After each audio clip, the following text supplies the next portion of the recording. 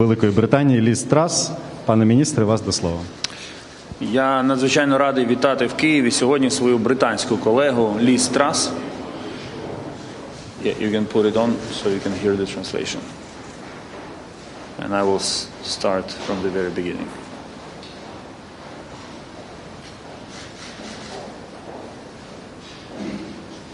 Okay? Are you good? Can you hear the interpreter? Скажіть щось, будь ласка, англійською, щоб... Got it. Good. Отже, дорога Ліз, радий вітати тебе сьогодні в Києві. І дійсно надзвичайно приємно і важливо, що глава Foreign Office прибула до Києва саме сьогодні. В ці дні важкі з точки зору безпеки. Для нас це чітке підтвердження рішучості і лідерства Великої Британії у підтримці України в нинішній ситуації, але також лідерство в чіткому розумінні того факту, що ті події, які зараз відбуваються довкола України, вони стосуються не лише нашої держави, але й загалом євроатлантичної безпеки та глобальної безпеки. Безумовно, ми почали нашу розмову з обговорення останньої ескалації на тимчасово окупованих територіях Донбасу. Ви вже добре знаєте, що ворог обстріляв українські території з важкого озброєння, забороненого Мінськими домовленостями. Була пошкоджена цивільна інфраструктура в станиці Луганській. Щонайменше 2 осіб отримали ушкодження. В Мар'їнці внаслідок обстрілу 1 цивільна особа та 1 військовослужбовець отримали поранення. В Троїцькому постріл відбувся із застосуванням танку. Ряд інших населених пунктів також попали під ворожий вогонь, і станом на 15:00 сьогодні відбулося загалом 42 обстріли. Ми вже звернулися до всіх міжнародних партнерів із закликом негайно засудити це серйозне порушення мінських домовленостей з боку Росії. Невдовзі в Нью-Йорку почнеться, можливо, вже розпочалося засідання Радбезу ООН, де це питання так само буде обговорене. Ключове зараз зафіксувати для всього світу, що ці снаряди прилетіли з тимчасово окупованих територій України, які контролює Росія. Тому що зараз російська пропаганда намагається спотворити реальність і звинуватити Україну в обстрілах, але ми переконані, що їм не вдасться це зробити. Час викликів проявляє справжніх друзів, і за час протидії агресивним діям Росії в попередні дні та місяці Україна та Сполучене Королівство зблизилися як ніколи. Гадаю, причиною цього є той факт, що обидва наші народи мають добру генетичну пам'ять протистояння агресорам в Європі. Завдяки активному діалогу та домовленостям президента Зеленського і прем'єр-міністра Джонсона українсько-британське стратегічне партнерство вийшло на безпрецедентно високий рівень.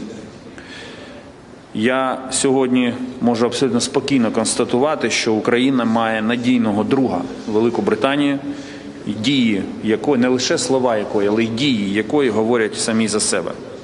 Лондон передав Україні сучасну оборонну зброю, продемонстрував готовність блискавично застосовувати жорсткі санкції проти Росії, веде активну дипломатію глобального масштабу для стримування Російської Федерації. Сполучене Королівство відіграє важливу роль у зміцненні міжнародної коаліції на захист України. І я вдячний Ліз, яка особисто залучена в ці зусилля. Ми перебуваємо з моєю колегою в контакті буквально щотижня, працюємо над втіленням стратегії стримування Росії. І спільні зусилля вже приносять конкретні результати. Якою б не була складною безпекова ситуація, але нагадаю, що всі прогнозовані до цього дати нової військової операції Росії з грудня минулого року, вони досі не втілилися. Це значить, що дипломатія працює і досягає результату. Ми ніколи не можемо говорити про те, що буде завтра, але ми точно знаємо, що сьогодні ми докладемо всіх зусиль для того, щоб зберігався мир і Росія здійснила деескалацію і врегулювання конфлікту відбулося дипломатичним шляхом. Ми досягнули цього результату не тому, що Росія не хоче нападати, а тому, що працює дипломатія. І сьогодні Україна має найвищу міжнародну підтримку, ніж будь-коли в історії. Ми також маємо потужну та боєздатну армію, зокрема, завдяки підтримці наших партнерів і Великої Британії. Сьогодні ми обговорили з ліс, що ще Велика Британія може зробити для зміцнення нашої обороноздатності. Ми активно працюємо з усіма партнерами, в тому числі з Францією і Німеччиною, як посередниками у нормандському форматі, для того, щоб врегулювати конфлікт мирним шляхом. Ми надзвичайно вдячні Лондону за його принципову активну позицію в цьому процесі і за те, що він твердо і переконливо стоїть на захисті тих принципів, які захищає Україна в цьому конфлікті. Я усіляко вітаю активні дипломатичні зусилля Великої Британії, спрямовані на активізацію процесу мирного врегулювання. Але окрім нашого двостороннього порядку денного, сьогодні ми також маємо честь і приємність повідомити про започаткування Україною, Великою Британією та Польщею нового тристороннього формату співпраці. На жаль, з логістичних причин ми не можемо зробити це втрьох, і тут би мав стояти ще Збігнєв Рау, наш польський колега, але дистанційно він з нами, і ми оголошуємо саме про започаткування цього тристороннього українсько-польсько-британського формату. Вже невдовзі на офіційних сайтах наших зовнішньополітичних відомств з'явиться відповідна спільна заява трьох міністрів закордонних справ.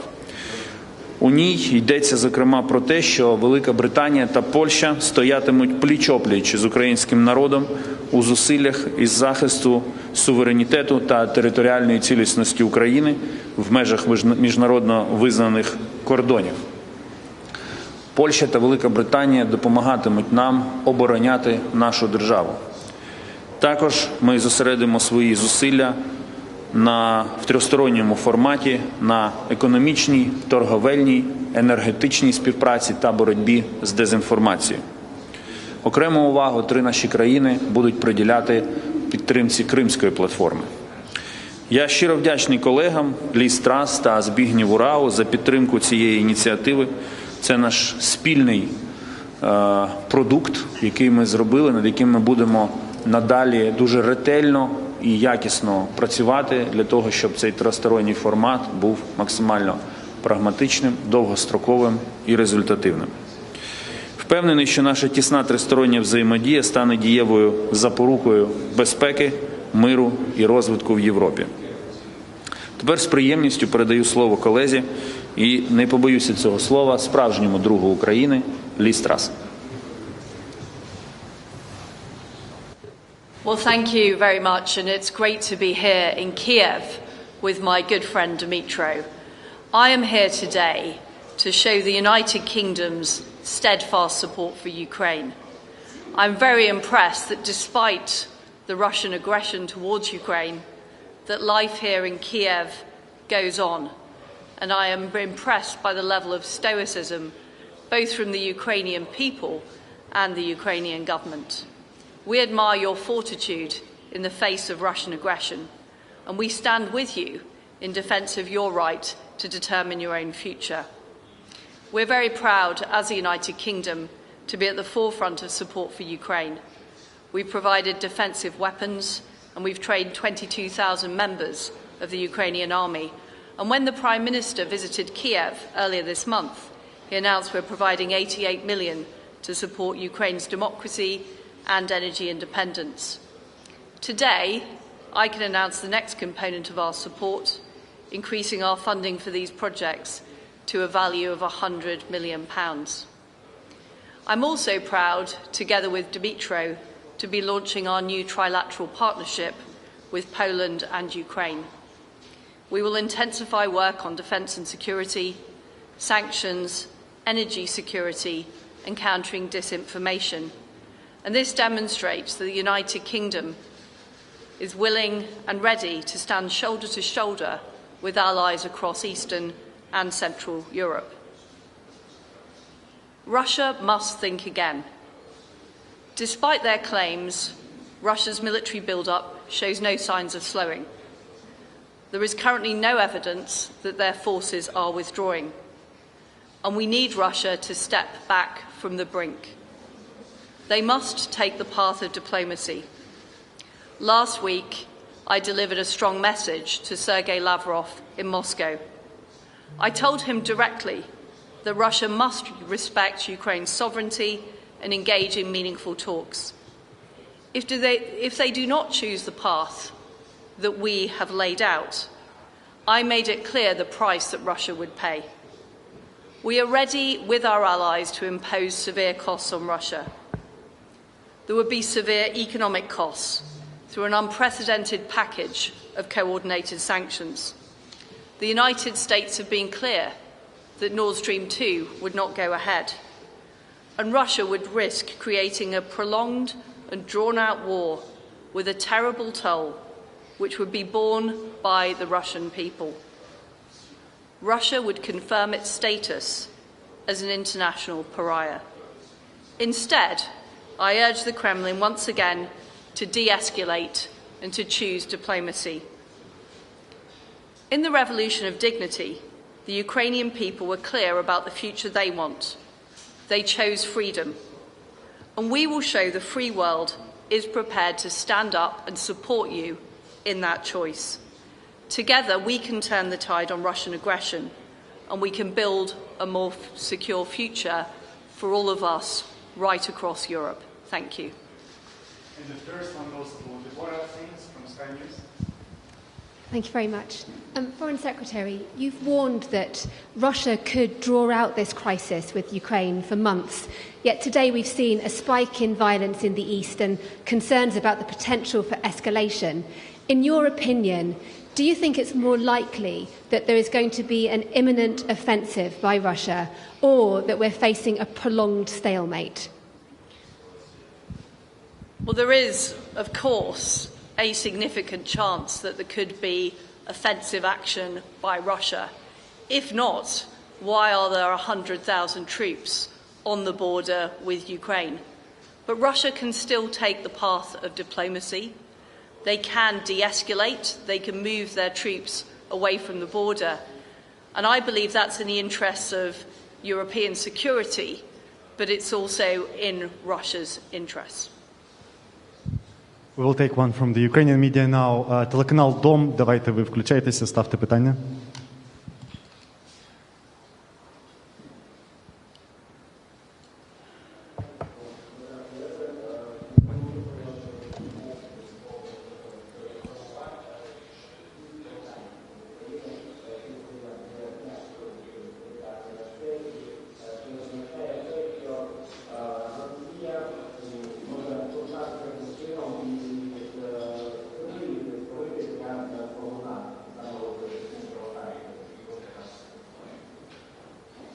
Я нічого не почув. Можливі провокації Росії для наступу, для нової військової операції? Чи вони можливі? Ну, з 2014 року ми вже бачили все. Провокації, безпідставні обвинувачення, спотворення реальності, метою яких було завжди покласти відповідальність за загострення на Україну і знайти виправдання для Росії та надати їй додаткові приводи для ескалації. Саме тому ми ведемо дуже швидку, ретельну і якісну роботу з усім світом для того, щоб будь-які спроби Росії спотворити реальність, вони були безуспішними. І, безумовно, ми маємо бути готовими до будь-якого сценарію розвитку подій, і всі останні тижні і місяці президент, уряд, парламент, Міністерство закордонних справ, ми працювали над тим, щоб підготувати Україну до будь-якого сценарію. Нам в це вдалося. Я можу ще раз підтвердити, що Україна зараз перебуває в сильній позиції. Росія буде намагатися створити різні ситуації, щоб покласти на нас відповідальність, але ми дуже чітко готові до будь-якого сценарію. Foreign Secretary, do you want to? We have been warning about the likelihood of a false flag operation, and that is what we are seeing taking place. And we are very clear, the aggressor in this situation is Russia. We will continue to call out false flag operations, we will continue to call out their cyber attacks and their attempts to undermine Ukraine, which is a democratic, sovereign country, which Russia agreed to respect in various agreements, including the Budapest 1994 memorandum. Thank you. I know that there are a lot of media who want to ask questions, but we don't have time, unfortunately. I just want to say before we finish that there will be a separate speech by Foreign Secretary after we finish this broadcast in a few moments, so keep with us and watch this speech, please. And thank you all. We finished the press conference at this. While I not be present during your speech, I have full trust in Liz Truss. Thank you.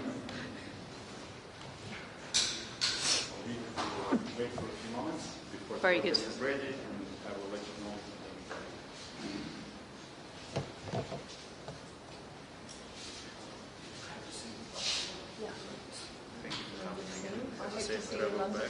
And I'll see you in Munich. Hopefully, again. You will get to Munich, won't you? Yes, I am. If you say the minister's support, I will coordinate. Very good. Just a few moments before we are ready to relaunch the broadcast.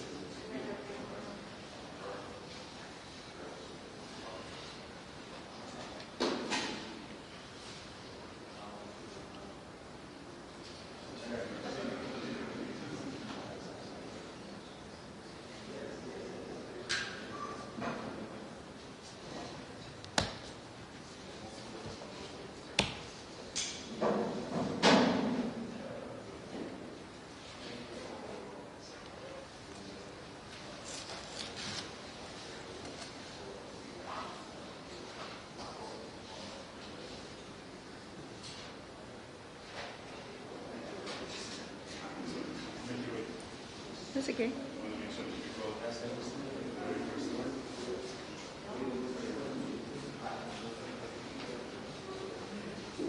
We're just waiting for the broadcast of MFA, and then we will start.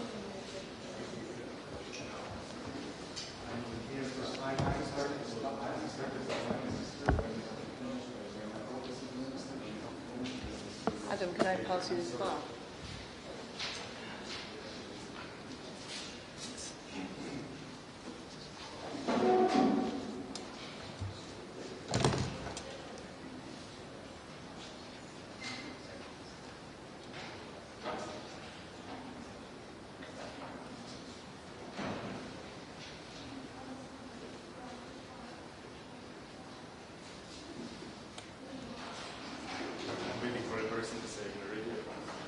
Very good.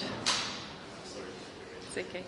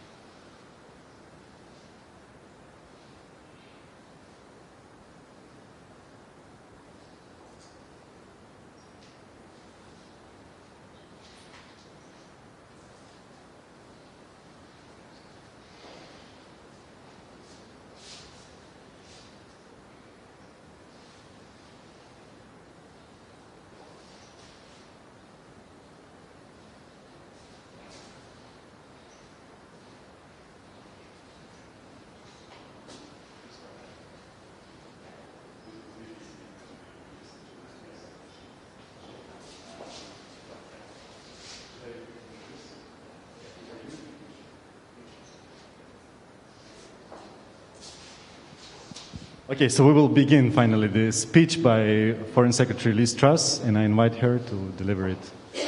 Ms. Secretary. Good afternoon, ladies and gentlemen. The spectre of Russian aggression has long hung over Eastern Europe. Today it menaces our friends in Ukraine and threatens security and stability for us all. We stand shoulder to shoulder with Ukraine. Despite Russia's claims, the military build-up shows no signs of slowing down. There is currently no evidence that forces are withdrawing. Russia must step back from the brink. The Kremlin has had every offer of diplomacy: the Normandy process, proposals for further talks in the NATO-Russia Council, transparency mechanisms through the OSCE, and countless bilateral discussions. Time after time, they have chosen not to engage with these proposals, but to obfuscate and object. When President Putin spoke at the Munich Security Conference 15 years ago, he said that NATO expansion represents a serious provocation. Since then, NATO has not expanded its membership closer to Russian territory. But Russia has invaded two sovereign states and continues to undermine their territorial integrity. Russia faces no threat from NATO or Ukraine, but accommodating illegitimate Russian concerns would not make their threats disappear. Instead, Russia would be emboldened. Bullies only respond to strength. I urge Russia to take the path of diplomacy. We are ready to talk. We can talk at the UN as fellow members of the P5, at the OSCE, at the NATO-Russia Council, and Russia can talk bilaterally with the United States as well as with other NATO allies. I say to Russia, now is the time to de-escalate and choose diplomacy. But we are very clear. If they decide to continue down the path of aggression, there will be massive consequences, bringing Russia severe economic costs and pariah status. For years now, Russia has been building its capabilities, violating its commitments, and probing our weaknesses. The West needs to wise up. We need to work together to discredit their arguments in public. We should use our intelligence strategically to challenge their narrative, as we did last month, exposing the Kremlin's plans to install a pro-Russian leader in Kyiv and exposing their military build-up on the border. And we should take on falsehoods, like Russia's claims that the 2014 Revolution of Dignity was a coup d'etat, or when they talk about the indivisibility of security, as if it means that security is a zero-sum game. Russia argues that increasing one state's security can only come at the expense of another's, and with this perverse philosophy, they falsely claim that countries on Russia's borders should not be able to defend themselves or join defensive alliances like NATO. I challenged Foreign Minister Lavrov on this in Moscow last week. The commitment to indivisibility of security runs through the Helsinki Accords and the OSCE summits in Istanbul and Astana, and it means the precise opposite of what Russia claims. It's actually a message of mutual dependence, that our security is inseparable and that a threat to one imperils the security of all. Russia claims that it's being threatened. But what is the real threat? It's not NATO's defensive alliance. The real threat is more than 100,000 battle-ready troops massed on the border of this sovereign state. Russia thinks NATO shouldn't expand. The truth is that countries want to join NATO. People want insurance, and they see safety in numbers. And this is only accelerated by Russia's belligerence.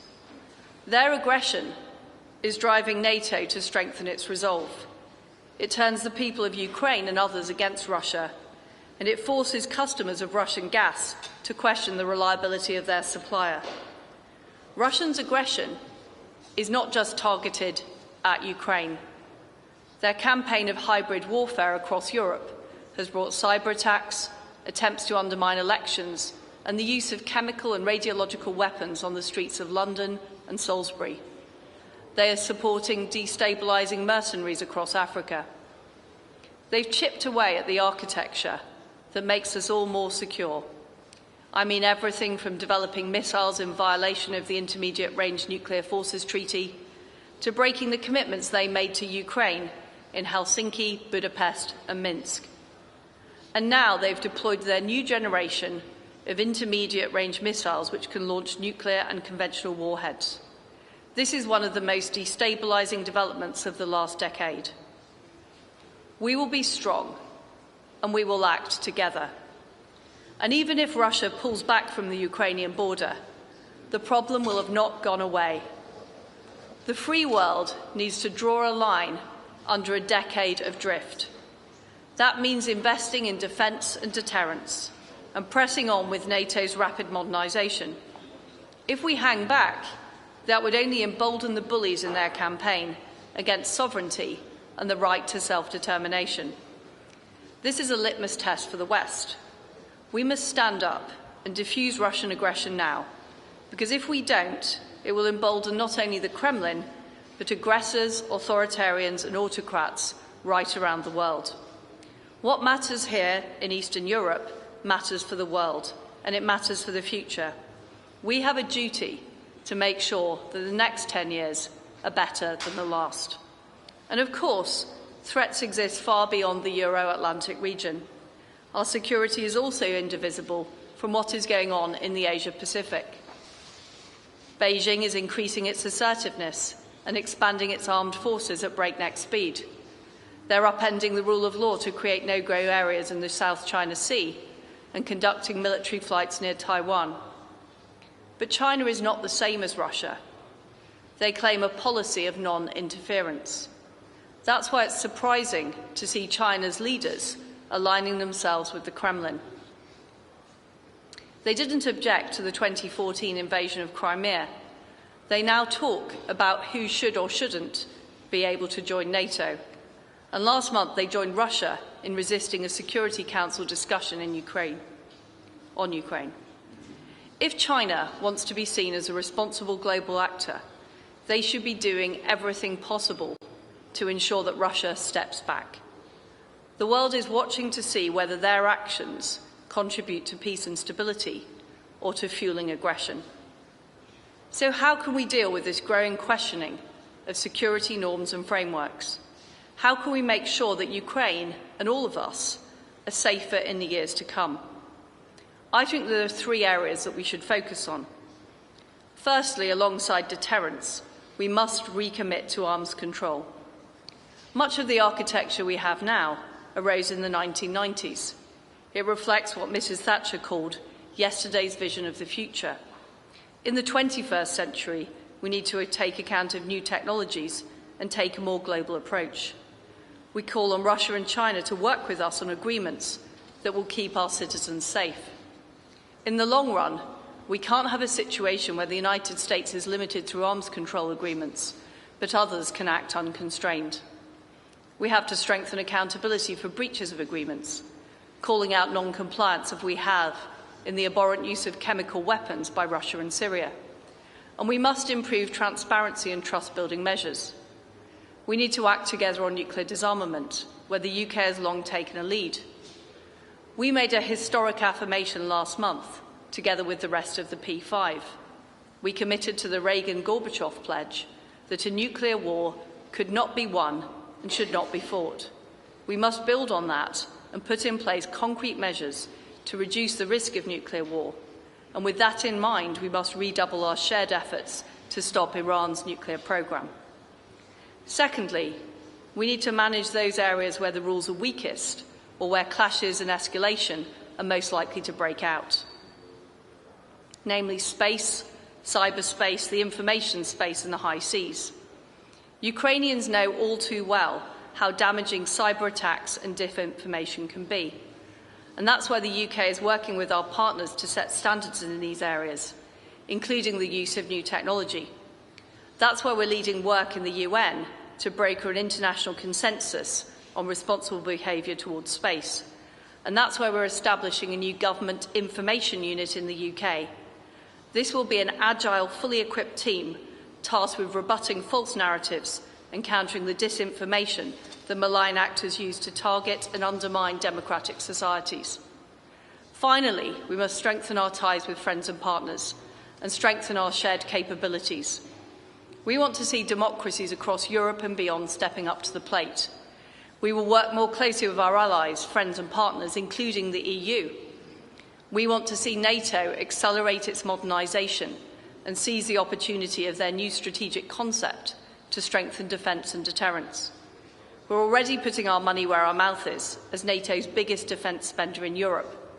We're joining with our Baltic and Nordic partners in the groundbreaking UK-led Joint Expeditionary Force. We're providing defensive weapons to Ukraine and have trained 22,000 members of the Ukrainian army.